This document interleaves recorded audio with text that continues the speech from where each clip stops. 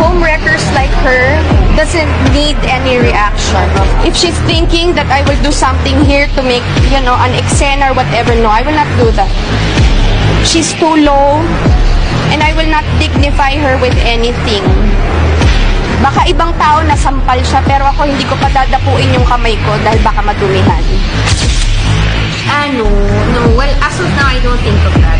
Kasi yun nga, sabi ko, technically, I'm still Mrs. Tan. Kasi hindi naman ako nag-file for annulment. And wala pa akong balak mag-file for annulment. Kasi baka maging masaya sila.